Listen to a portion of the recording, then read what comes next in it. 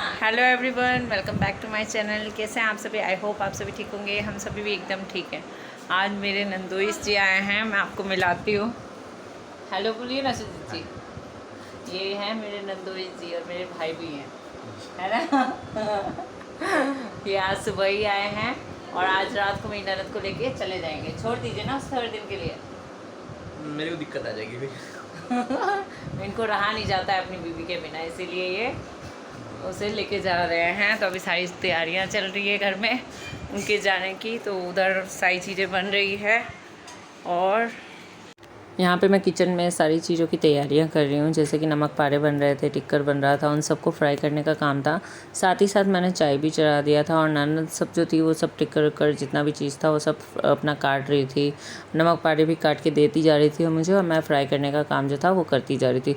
तो मैंने दोनों तरफ दो कढ़ाई चढ़ा दिया था ताकि जल्दी से हो जाए। तो एक तरफ टिक्कर चढ़ा दिया था, हमारे में से ठेकुआ भी बोला जाता है आम भाषा में, जो छठ पूजा में बनता है। और साथ ही साथ कभी बेटी जाती है या ससुराल से आता है कोई, तो ऐसे ही किसी को खाने के तौर पे दिया जाता है इसको। तो ये ठेकुआ बनाया था और साथ ही साथ नमक पारे भी बनाए थे। साथ में मैंने सबके लिए चाय चढ़ा दिया था क्योंकि शाम का टाइम हो गया था, फिर हमें बाहर का भी कुछ काम था, इसलिए हम सब ने मिल के ही एक साथ सारा, कोई फ्राई करने में लगा हुआ था, कोई काटने में लगा हुआ था। तो यहाँ पे देखिए सारे ठेकुआ अच्छे से फ्राई हो गए थे, तो गोल्डन ब्राउन अच्छे से कर दिया था। रेसिपी मैं कभी और आपके साथ शेयर करूँगी। ये बहुत जल्दी में हमारे उस दिन जाना था सबको, इसलिए बहुत जल्दी में थे। तो खाना पीना होने के बाद तुरंत अब इस काम में लग गए थे। उसके बाद इधर फ्राई हो रहा है सारी चीज़ें। और ये रही और ये जा रही है पार्लर बालों को कटवाने के लिए। जंगली से इंसान हूँ हम दोनों। सारी चीज़ें फ्राई होने के बाद फिर हम लोग बाहर चले गए थे, कुछ पार्लर का काम था। तो मैं तो वापस आ गई थी क्योंकि मुझे खाना बनाना था और ननद पार्लर में बैठी हुई थी क्योंकि उसे वैक्स कराना था। तो फिर वो वैक्स करा रही थी और मैं इधर आ गई थी खाना बनाने के लिए क्योंकि सबको शाम का डिनर देना था। उनको टाइम से जाना था, उनकी बस थी शाम की, तो इसलिए उनको टाइम से खाना देना था। इधर ठेकुआ कुआ सब कुछ फ्राई हो गया था बहुत अच्छे से।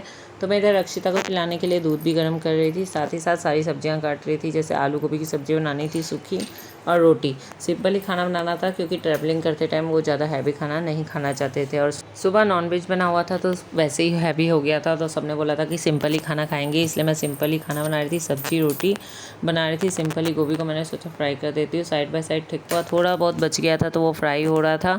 तो अक्षिता को भी दूध पिला के मैं आ गई थी ताकि अक्षिता थोड़ी देर अपना शांत बैठकर खेलती रहेगी और मैं इधर अपना काम भी कर लूँगी। तो इधर देखिए मैं गोभी को फ्राई करने के लिए रख दी हूँ, साथ ही साथ ठेकुआ को भी चेक कर रही हूँ कि वो जले ना, और अपना फ्राई करके निकाल दूँ। ये लास्ट बैच था मैं जब बना रही थी। फिर इधर मैंने सोचा साइड बाय साइड जब तक गोभी फ्राई हो रहा है, आलू को भी काट के रख लिया था। सोचा था बर्तन वॉश कर देती हूँ, सारे बर्तन जितने भी थे सबको वॉश करने के लिए मैं लग गई थी।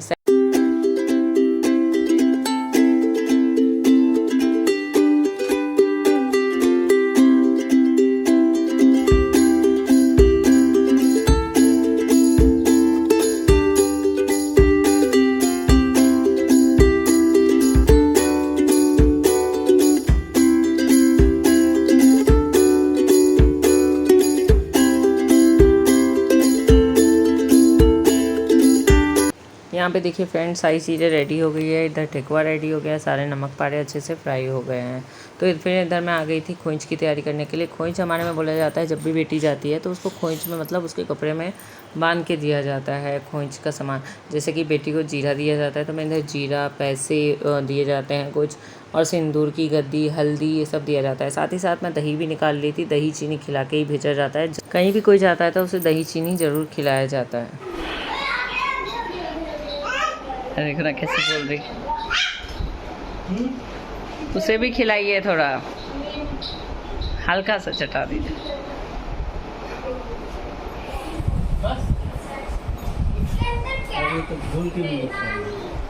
दही ये खाती है? हाँ। क्या कह रहे हो? हमारा और इधर से जिससे हम दोनों आएंगे। आओ, फूड किधर है? है ना, ये भगवान जिसका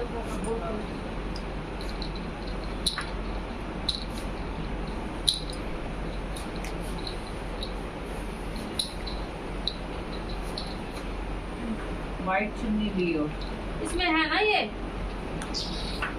लाल रंग का कपड़ा तो होगा ना।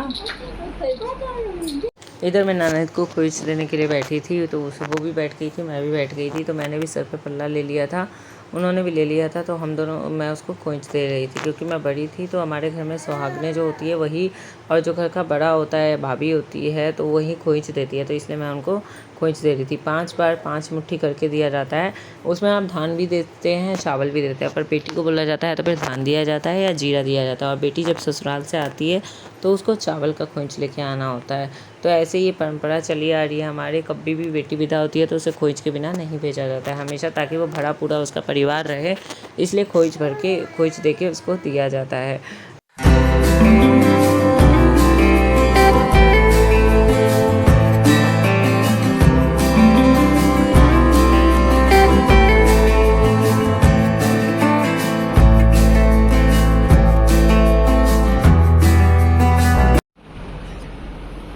खुश रहो।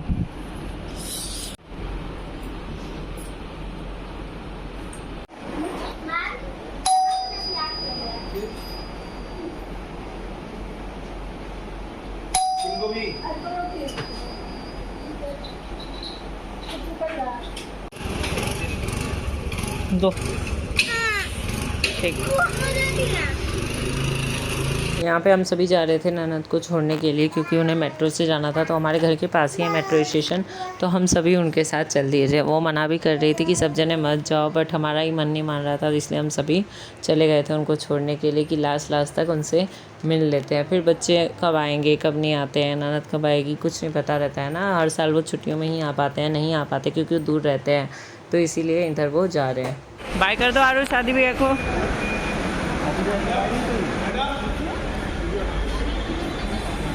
ये वीडियो है जिस दिन ननद चली गई थी उसके 2 दिन बाद का, जिस दिन हम लोग घूमने के लिए बाहर निकल चुके थे। क्योंकि हमें बहुत टाइम से हम सोच रहे थे कहीं बाहर जाएंगे घूमने के लिए, बट सिचुएशन ऐसी क्रिएट हो गई थी, मेरी तबीयत ख़राब थी, फिर मैं मायके में थी, तो कुछ हो नहीं पाया था। तो उसके बाद फिर हमने डिसाइड किया था अक्षिता के बर्थडे के बाद हम लोग बाहर जाएंगे घूमने के लिए। तो इधर हम निकल गए हैं। आपको पता चल जाएगा कि हम लोग कहाँ जा रहे हैं घूमने के लिए।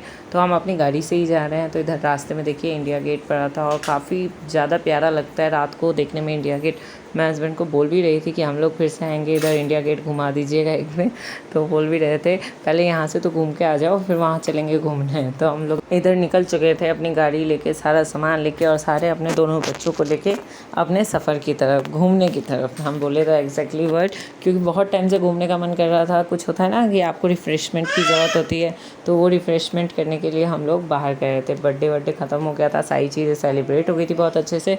तो उसके बाद हमने सोचा क्यों ना बाहर घुमा जाए, तो इसलिए हम लोग निकल चुके थे। देखिए बहुत ज़्यादा ट्रैफिक था इधर के साइड, और हम लोग बहुत देर तो दिल्ली में ही घूमते रह गए। दिल्ली से बाहर निकलना तो बहुत दूर की बात है। और ये देखिए कितना अच्छा बनाया हुआ है, पता नहीं मुझे याद नहीं आ रहा है कौन सी जगह है, पर इसे बहुत ही सुंदर बनाया था। तो हस्बैंड को भी बहुत ही प्यारा लगा था। और ये नया बना हुआ है, कोई पुराना नहीं है ये, मैंने भी इसको पहले बार ही देखा था, और ये मुझे बहुत प्यारा लगा था।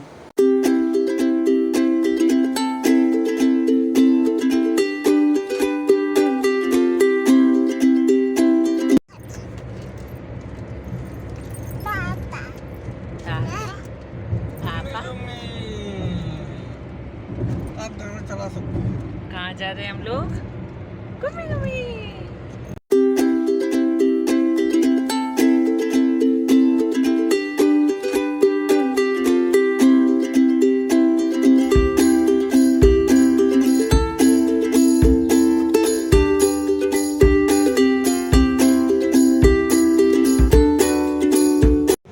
अभी हम लोग इधर आपस रास्ते में रुके हैं कुछ खाने वाने के लिए, क्योंकि इनको बहुत ज़्यादा भूख लग गया था। अभी हम जाएंगे ऑर्डर देने के लिए। तो हाईवे के पास एक ढाबा पड़ा था, तो उधर ही रुके हुए हैं अभी।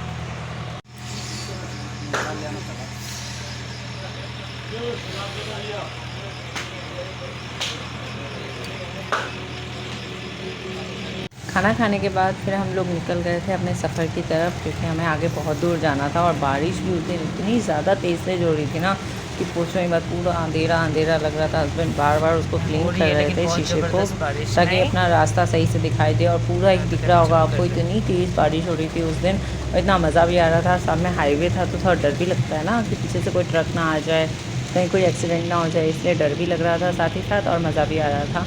तो इधर हम लोग जा रहे हैं आगे। हस्बैंड अपना मैप के थ्रू पूरा अपना जा रहे थे। तो खाने में भी हमने सिंपल ही खाना मंगवाया था, मटर पनीर की सब्ज़ी, रोटी और सैलेड था, रायता था और चावल भी बाद में मंगाया था हस्बैंड ने, क्योंकि उनको चावल ज़्यादा पसंद है। इधर हम रामपुर के साइड पहुंच गए थे। इधर रामपुर एक जगह था, मुझे नहीं पता इसके बारे में ज़्यादा, पर मुझे ये लगा काफ़ी फेमस जगह होगी, क्योंकि यहाँ पे भी काफ़ी ज़्यादा रश था उस साथ ही साथ इतनी ज़्यादा बारिश हो रही थी ना, पूछे मत। फिर हम लोग पहुँच गए थे जहाँ हमें पहुँचना था। तो मैं आप लोगों को बता दूँ, हम लोग नैनीताल जा रहे थे। बहुत टाइम से हम लोग सोच रहे थे शिमला जाए, मनाली जाए, कहाँ जाए, तो फिर पास में एक नैनीताल ही था, तो हमने सोचा अपनी कार से वहीं चले जाएंगे। तो नैनीताल में हम लोग एंट्री तो कर चुके थे, पर पहाड़ के इलाके में अभी तक हम ऊपर के साइड नहीं गए थे। तो हम नीचे के साइड में ही थे, नीचे का जितना भी एरिया था, हल्द्वानी और ये सब का जो एरिया है ना, उस साइड में ही अभी हम घूम रहे थे, मतलब उधर के साइड ऊपर तरफ से चल रहे थे। नैनीताल में ऐसी बारिश होती है जो कि हमने कभी देखी नहीं है। दिल्ली विल्ली में कभी ऐसी बारिश नहीं देखी है जो नैनीताल में हो रही थी। थोड़ा सा आपका एक्सपीरियंस कैप्चर करती हूँ, याद रहेगा कि आप कैसे चलाए पहाड़ी इलाके में।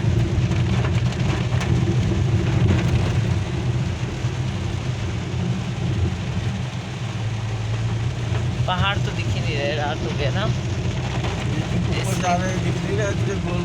ये तो पता है ऊपर जा रहे हैं, लेकिन पहाड़ नहीं दिख रहे ना। दिख रहे हैं पत्थर सब साइड में गिर गिर के रखे हुए हैं। ये पत्थर काट काट के रास्ता बनाया देखा। ऊपर से बारिश भी हो गया, रात भी है, तो इसलिए चढ़ते हुए है ना। ये संगवाहिनी ढूंढते रही। अब चलिए संगवाहिनी के पीछे पीछे।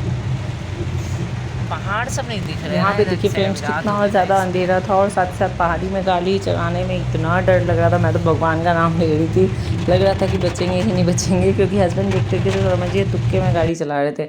और इधर हम फाइनली भगवान की कृपा से हम लोग पहुँच गए थे होटल। ये था हमारा होटल। हम काफ़ी ज़्यादा लेट हो गए थे, रात के 3 बज चुके थे, इसलिए मैं अच्छे से आपको दिखा नहीं पा रही हूँ, क्योंकि काफ़ी ज़्यादा अंधेरा हो गया था उस टाइम। तो हमें रूम भी अच्छे से नहीं मिल पाया था, बहुत ही काम चलाओ रूम ही मिला था। अब हम लोग रूम में आ गए हैं, तो हमें ये रूम मिला है, दिखाती हूँ मैं आपको। ये है पूरा रूम, ये है bed. Hello guys, welcome to back. आज हो रही है सबसे बड़ी क्या हाँ क्या धोखा हुआ है? बोला था मास्टर बेड देखने, ये कोई मास्टर बेड हम 3 बजे रात को पहुँचे, इसलिए हम कोई बहसबाजी नहीं की है, सुबह बात करेंगे। अभी तो हमें जो मिला तो हमने उसी में एडजस्टमेंट करके सोचा कि इसी में सो जाएंगे और सुबह बात कर लेंगे। और नहीं मिलेगा, क्योंकि सारे रूम इन्होंने बुक कर रखे हैं और हमें बोला था डायमंड रूम देंगे जिसमें किंग साइज़ बेड रहेगा, बट ये तो बहुत ही छोटा बेड है, इसलिए सोना पड़ रहा है। और बेचारे गाड़ी चला के इतने देर से, वो भी पहाड़ों में, कैसा लग रहा है? भगवान भरोसे। और ये है पूरा रूम। इधर होटल का व्यू मैं आपको बाद में दिखाऊंगी। इधर ड्रेसिंग का भी एरिया दे रखा है, थोड़ा सा ही दिया है। और इधर पूरा कबर्ड दे रखा है कपड़े वपड़े रखने के लिए, नीचे भी दे रखा है। साथ में इधर बाथरूम है और इसमें भी पूरा दे रखा है ड्रेसिंग के लिए। और ये है पूरा रूम। अब मैं बाहर का व्यू भी आपको दिन में दिखाऊंगी, अभी रात के टाइम दिखाती हूँ कैसा है। ये आपको दिख रहा होगा या नहीं पता नहीं, लेकिन अभी बाहर का उतना व्यू नहीं दिख रहा होगा, मैं कल आपको दिखाऊंगी। बहुत ही प्यारा लग रहा है ये रात को। और बारिश है कि बहुत ही ज़्यादा हो रही है यहाँ पे, बिल्कुल भी नहीं रुक रही है, इतनी ज़्यादा ठंडी ठंडी हवा है। मैं जा रही हूँ अक्षिता को दूध पिला के सुलाने के लिए, फिर सुबह उठना है, फिर घूमने के लिए भी जाना है। अभी काफ़ी ज़्यादा रात हो गई है, जा रहे हैं हम अभी पहले सोने के लिए। गुड मॉर्निंग एवरीवन, हम सभी सुबह उठ गए हैं और मैं दिखाती हूँ सुबह उठ के यहाँ का व्यू कैसा लगता है। बहुत ही प्यारा लग रहा है।